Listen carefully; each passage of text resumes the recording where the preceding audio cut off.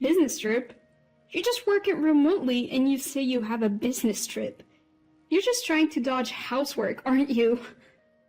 It's not like that. I really have work to do. Don't talk back.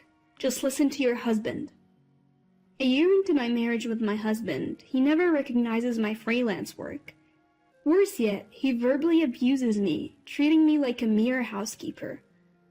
I'm the one supporting the household, even paying the rent, but he uses me mercilessly without a shred of gratitude. At this point, I can't just stay quiet. I'll turn the tables and use my husband's threats of divorce papers to my advantage. With the image of his frantic scrambling in my mind, I headed for my business trip. My name is Maya, a 29-year-old employed by a publishing company. My husband's name is Bill, 5 years my senior at 34. We met 3 years ago when work took me to a different region. Bill's job was similar to mine. We both went to local places to sum up the current situation and write articles about it. We both worked in publishing, and with shared goals, we quickly clicked. We'd go on reporting trips together, and even after returning, would keep in regular contact. After 2 years of dating, he proposed.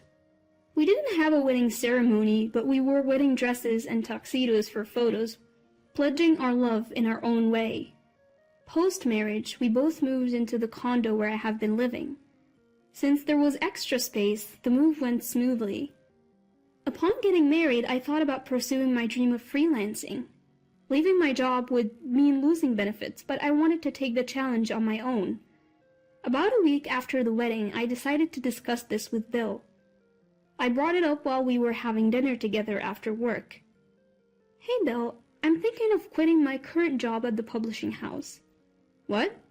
Why all of a sudden? Didn't you say you wanted to work harder? Yeah, I did, but I want to try freelancing. Freelancing? You're going to become an independent reporter? Yes. I want to work freely without being constrained by the company's policies. I candidly shared my genuine feelings.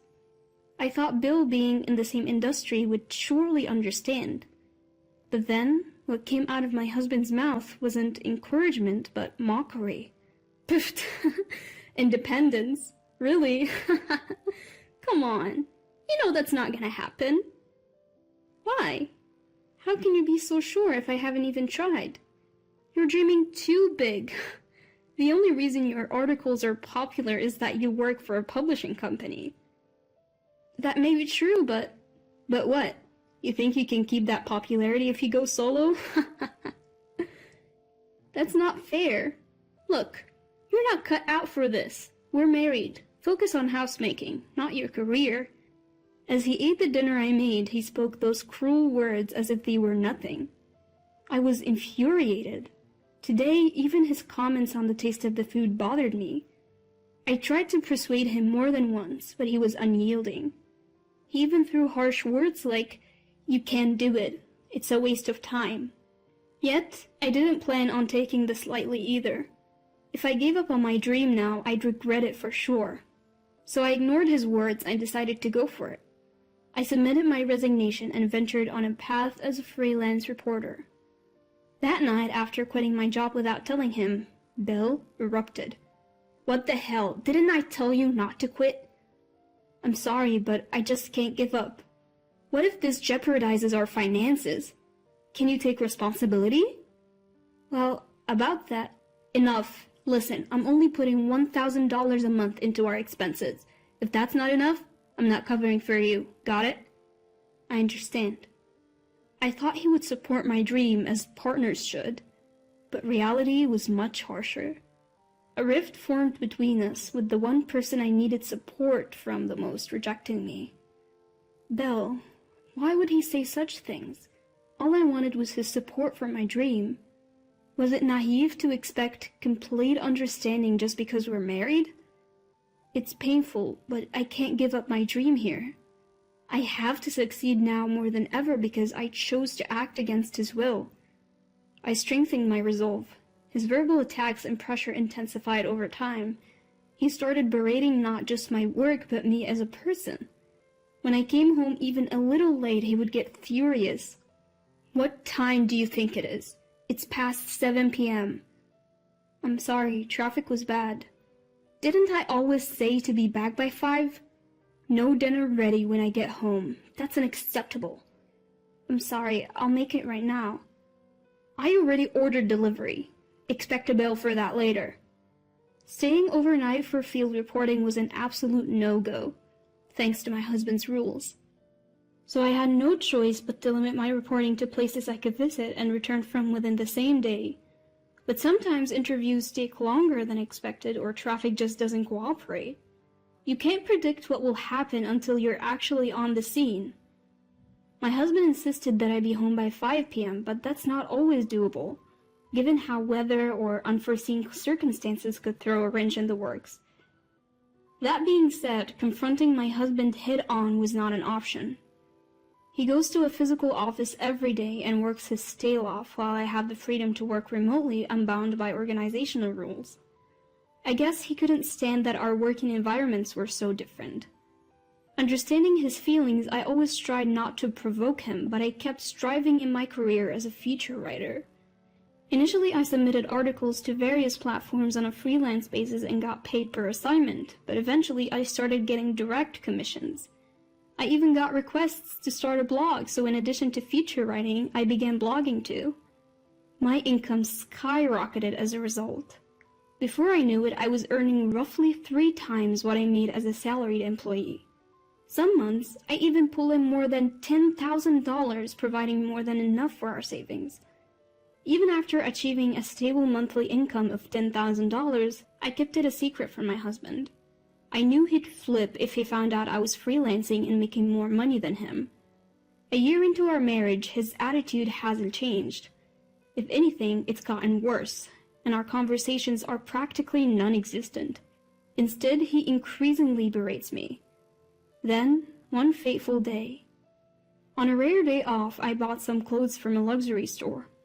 When I got home, my husband glared at the shopping bags and sneered. "You can barely bring in any money and you're out shopping like it's nothing. Do you even know your place?" "I earned the money myself, so why can't I spend it?" "Huh, really? Aren't you using the $1,000 I give you every month?" "That's not it. That $1,000 can't even cover rent. Why would I touch that?" "Did you just call me low income?" "No, nobody's saying that." Suddenly, he hurled his beer can at me. It narrowly missed me but spilled all over my new clothes. "What are you doing?" Fuming, he shouted back. "I give you $1,000 every month, okay? You should be grateful." "Grateful? The missing rent and all the other bills are paid from my earnings. You must be dipping into your savings, right? There's no way you're making more than me. Believe what you want, but I'm not burdening you, not in the slightest. Go ahead, keep talking. Don't expect any handouts from me later on." My husband threw a can and sneered at me, not even bothering to apologize. I felt like I was reaching my breaking point with him. Several months later, I received a direct request from the publishing company I regularly contribute to, asking me to cover natural disasters overseas. It's an overseas assignment, so a day trip was out of the question. I decided to tell my husband about the work trip. "Bill, I know it's short notice, but I'll be traveling overseas for work this weekend." "Work trip? You're just a freelancer. What are you talking about? You just want to slack off on housework, don't you?" "That's not it. I really have to go. There's no way a freelancer like you has to go on an overseas work trip. How could you lie like that?" "It's not a lie. I was directly asked by the publisher." "Don't talk back. Just listen to your husband." As if I were the one being unreasonable, my husband continued to berate me. Fed up with his irrational behavior, I glared at him. Finally, he spoke, clearly irritated. "Do you even know your place? You're just a reporter in name only, practically unemployed, and yet I still stay married to you." "Stay married to me?" "Yeah. You wouldn't survive without me. If you have a problem with that, let's divorce." My husband pulled out divorce papers from his suit pocket and tossed them in front of me. That was the moment. A vein in my temple throbbed, and a rage I've never felt before consumed me. I can't take it anymore. I absolutely refuse to stay married under these conditions. From now on, I'll use him to my advantage. My husband always threatened me with divorce papers whenever he was displeased. Until now, I'd always apologized because I didn't want a divorce, but I realized that wasn't necessary anymore.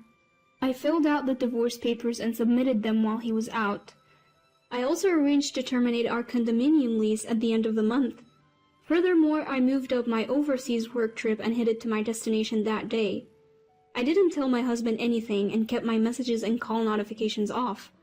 Having finished all my work, I returned home after 2 weeks abroad. The time was already past 8 p.m. and the lights were on in the house. I didn't want to see him, but I had no choice but to go home. Taking a deep breath, I opened the front door. Hearing that, a series of loud footsteps erupted from the living room.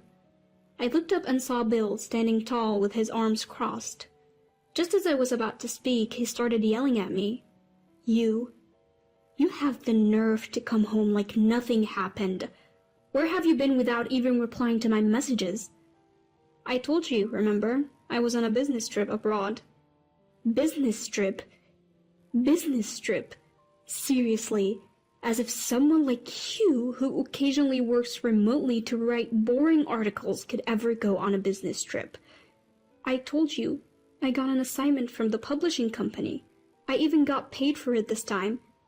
Paid? What did you get, like $10? What a fool, spending money on transportation to go abroad just to make $10. Bill kept on belittling me with his crude laughter. But what he didn't realize is that we're no longer husband and wife. He's only able to act so high and mighty because he doesn't know, and his words no longer have any effect on me. Finally, I calmly said, "Do you enjoy putting people down like that?" "What? What are you talking about? If you feel belittled, it's your fault, isn't it?" "I haven't done anything to be looked down upon by you. In fact, I make about 5 times more than you do." 5 times? As if. That would mean you're making close to $10,000 a month. Yes, that's correct. What? Faced with this unexpected truth, Bill's face twitched. He clearly couldn't stand the fact that I made more than he did. Fuming, he blurted out, "You've got to be kidding me, you're such a liar. I'm divorcing a wife who won't even do the housework." Panting heavily, Bill shoved new divorce papers in my direction. With a smile, I revealed the truth to him. Another new form for me to sign. "Yes, sign this quickly." "Don't worry. I already submitted the divorce papers 2 weeks ago." What are you talking about?" "We're not married anymore. Why are you still in this house?" Bill stammered, barely able to get words out. Finally he spoke. "What do you mean you filed for divorce? Why would you do that?" "Why? Because you handed me the papers." "But I didn't really want a divorce." "Well, too bad. I thought it was okay to part ways, so I filed." "You've got to be kidding me. I just gave you those papers to scare you into understanding your role as my wife." Bill grabbed my shoulders, his eyes filled with anger. As I suspected, he never intended to divorce me. He just wanted to intimidate me into obeying him. Knowing this, I chose to divorce him anyway. I realized I could never be happy with him. Finally understanding this, I unleashed all my pent-up feelings. "You think you can lecture me? Do you know how it feels to have your dreams mocked by the one person who should support you? Hold on, Maya, Don't call me like we're friends. We're divorced. We're strangers now." "What am I supposed to do now? Can I stay here?" "This is my condo. You're essentially trespassing. I never want to see you again. Leave now." I threw Bill's belongings out. Initially he resisted, but eventually gave in, shoulders drooping. After that, Bill called his parents and apparently moved his stuff to their place. However, due to the circumstances, they refused to let him stay and told him they wouldn't help him financially.